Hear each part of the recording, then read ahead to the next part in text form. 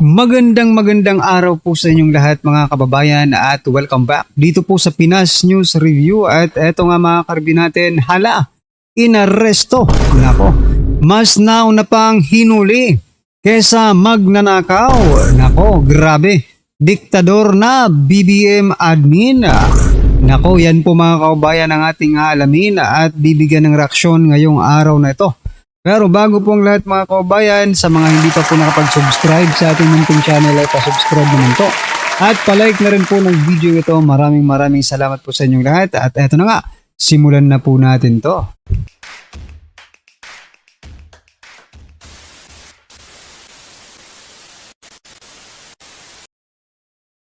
So ito mga kababayan, simulan po natin ang ating balitaan dito po sa Ang Balita Ngayon. Kung kahapon po mga kababayan, no, nagpahayag po si Doc Loren Badoy na aarestuhin po si retired Major General Romeo V.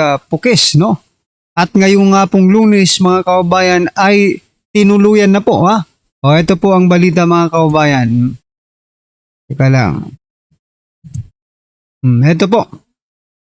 Sabi po dito, arestado ako ng PNP CIDG sa airport terminal. On the way na kami sa PNP CIDG sa Camp Crame. Mabuhay ang Pilipino. Mabuhay po kayo. General Puques, mabuhay po kayo. Ano? Si General Puques po mga kaubayan ay kilala bilang pinuno ng United People's Initiative or UPI. No? Isang grupong aktibong pumupuna sa mga aligasyon ng korupsyon, kabilang ang mga kontrobersiya sa flood control projects. Ang kanyang pag-aresto ay nagbukas muli ng diskurso kung pantay ba ang pagpapatupad ng batas, lalo na nananatiling walang malinaw na napapanagot na tinuturing ng publiko bilang mga big fish sa malalaking anomalya. Correct mga kaubayan, no? Mas nauna pa po. Okay? Mas nauna pa pong ulihin nila si General Puques mga kababayan kaysa po dito po sa mga big fish na itinuturing ng ating mga kababayan, maging natin, di ba? Dito po sa ating channel ay itinuturing po natin mga big fish. Isa na po dyan si Romualdez. Bakit hindi po? Bakit hindi po hinuhuli yan? At marami pang iba. Yung mga pinangalanan po ni Saldico mga kababayan, bakit hindi yan hinuhuli bakit si General Puques ang hinuli nyo na bawal na ba talaga ngayon mag-criticize sa gobyerno mga kababayan? Kasi si General Puques po mga kababayan ay taga-komentaryo, taga-criticize ng gobyerno sa mga maling ginagawa nito. Ano ba ito? Diktadorya na naman ba tayo? Nasa dictatorship na naman po ba ang bansang Pilipinas, mga kababayan? Nagtatanong lang po, mga kababayan. Diba? Paki-comment nga po, mga kababayan, kung kayo po ay parang nasasaktan or kayo po ay, di ba? Ang sakit kasi isipin mga kaubayan, isang nagkokomento lang against corruption ay gaganituhin nila. Payag po ba kayo sa ginawa nila or hindi? No? Makatao po ba itong ginagawa nila or hindi mga kaubayan? Paki-comment down below nga mga karibin natin, pakisabi nga mga kapal ng mukha nila. Hindi makatao itong ginagawa nila. Di ba? Paki-comment din po kung ang tingin nyo sa ating gobyerno ngayon ay diktadorya or dictatorship na po mga kababayan. Okay? At dahil nga po dyan, dahil sa pagka-aresto ni General Puques mga kababayan, eto, isa pong retired general na si Virgilio Garcia, no? Ay nagsalita po mga kaubayan. Sabi niya man po dito mga karibin natin, no? Sabi po dito, inciting to sedition, imposible yan. Officer ng Armed Forces of the Philippines, si Puques, buong buhay niyan ibinigay para sa bayan natin or para sa atin. Oo nga mga kababayan no? Bakit niya namang gagawin inciting to sedition? Di ba? Buong buhay niya nga no? Inilaan niya para magsilbi sa atin. Maging hanggang ngayon, sa pagpuna niya sa ating gobyerno, inilalaan pa rin niya ang kanyang buhay dahil mahal niya po ang Pilipinas. Kaya ayaw niya itong mapahamak. Di ba? Ayaw niya itong gawing laruan lang ng mga politiko. Ganun po ang nakikita kong pagmamahal ni General Puquis at palakpakan po natin yan. Diba? Ay nako, kayong mga iba pa pong mga retired generals, no, mga kababayan, magpakita po tayo ng suporta dito po kay General Puquis, mga kababayan. Gaya po ng pagpakita ng suporta ni retired General Virgilio Garcia. Anyway, ano po ang inyong masasabi dyan, mga kababayan? I-comment nyo na lang. At eto, papasadahan din po natin itong si President Bongbong Marcos Jr. Nako, pinirmahan niya na po, mga kababayan, yung dinatawag na 2025 GAA, no? Yung budget po ng 2026 pala, hindi 2025. Eto, pakinggan po natin siya at bigyan po natin ng reaksyon ng kanyang mga sasabihin. Eto na po. Sa ating mga kababayan, dama po namin ang inyong agam-agam at pangamba sa nakaraang budget. Kaisa ninyo ako sa pagnanais na masiguro ang bawat pisong buwis ay mapupunta sa tamang proyekto at sa... Ayan na naman mga kababayan. Bawat piso mapupunta sa tamang proyekto. Aba, simula ng pagsimula ninyo, ganyan na ang script ninyo. Anong nangyayari after ng speech ninyo? Ganon pa rin. At malamang siguro mas malala pa ito ngayong 2026, mga kababayan. No? Kasi parang may experience na kayo Hasang-hasa na kayo. Sa pagsisinungaling sa taong bayan, sa pangurakot sa kaban ng bayan, hasang-hasa na kayo. Kaya itong 2026 budget, mga kababayan, no? I think maybe mas malala po ito, mga ka-review natin. Tunay na pangangailangan ng ating taong bayan. Naririnig namin po kayo. Sa national budget ng 2026, malinaw ang direksyon ng inyong pamahalaan. Anong malinaw? Hindi nga namin alam Paki-explain kung paano naging malinaw ang 2026 budget. Kailangan walang unprogram funds dyan. Kapag meron dyan, talagang madadali po kayo ni Congressman Rize. Magiging mas masino, mas maingat, mas responsable kami sa paggastos ng pondo ng bayan.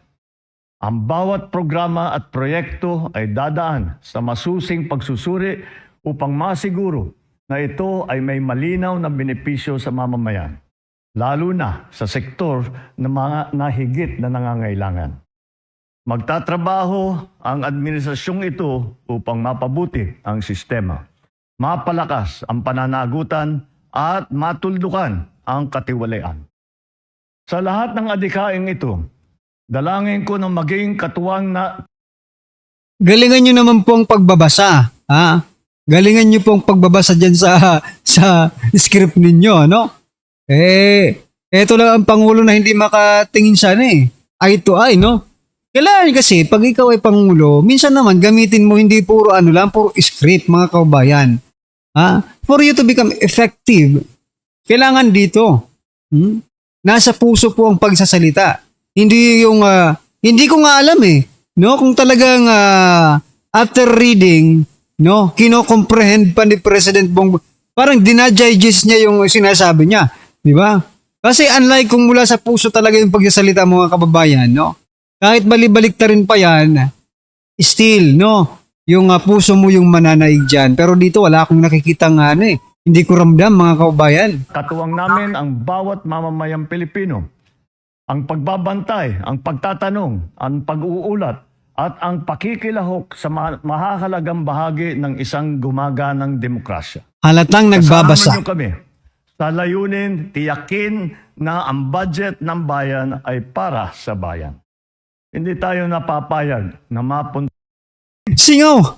para sa bayan. Naku po, sinong linoko nyo? Talaga sarap naman itong kurutin. Sa kurakot ang salaping pinaghirapan ng bawat Pilipino. Sa pagharap ngayon natin sa bagong taon, nawa ang apoy na nag-aalab sa ating mga puso ay magdulot ng tunay na pagbabago tungo sa isang maunlad na kinabukasan. Mabuhay ang bagong Pilipino, mabuhay ang bagong Pilipinas. Aray ko po, Mr. President, wag kami, no? Hanggang salita lang yan mga kababayan, no? Kayo, naniniwala ba kayo sa mga sinasabi ngayon ni President Bongbong Marcos Jr.? Nako, ilang beses na po ba tayong ginanito? Ilang beses na po ba tayong binubudol ng taong ito? Ilang beses na po ba tayong pinagsisinungalingan ng taong ito? Hanggang ngayon, parang ganun pa rin po ang script niya. 2026 na po, Mr. President. Ganun pa rin ang script? Ganun pa rin ang pambubudol? O una pa rin ang taong bayan para sa inyo? Or uunahin ninyo ang kaban ng bayan, no? Nako po. Anyway, eto mga kababayan, bigyan po natin ng reaksyon ng video ito. Nako. Sabi po dito, breaking news, kumilos na. Aba, ano kung kumilos na? Ito, pakinggan po natin to. Bigyan natin ng opinion, reaction itong post ni Dr. Tony Liachon.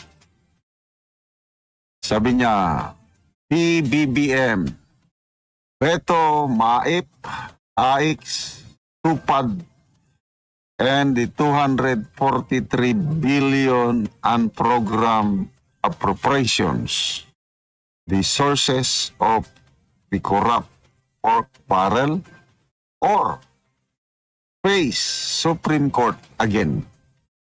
Tama na, busog na. So,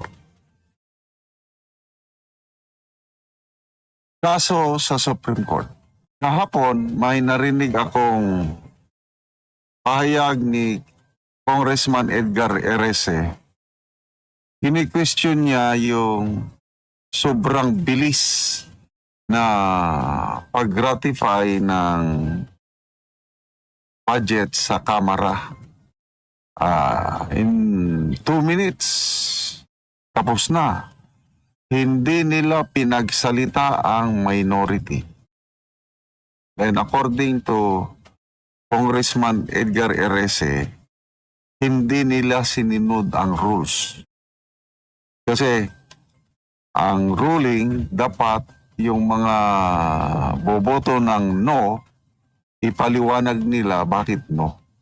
Kaya nabanggit ni Congressman Edgar Erese na posible magsasampa siya ng kaso sa Supreme Court. So ito ulit, si Dr. Tony Liachon, I think kasama si Dr. Tony Liachon na nagkaso sa administrasyon tungkol sa PhilHealth, 60 billion. So ito, hindi na sila natuto, grabe, nandyan pa rin ang mga sources ng corruption. Lalo na yung unprogrammed funds na yan. Ang mga minority congressmen, gusto nilang tanggalin ang unprogrammed. Kailang minadali ng Kamara na i-approve. So, wala, talagang brinaso.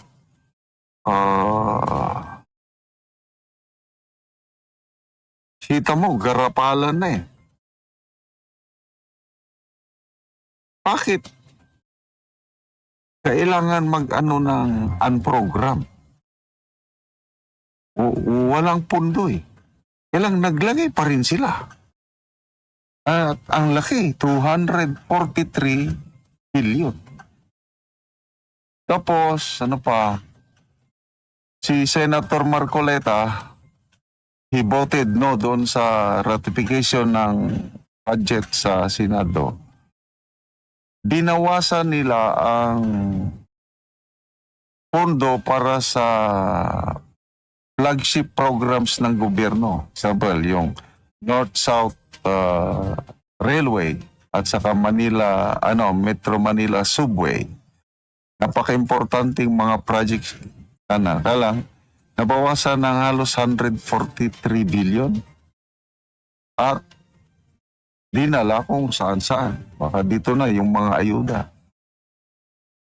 So, nakakadismaya po na itong budget, sana ang focus ng budget, paano ma-spur ang economy para ang kapakanan ng nasa laylayan is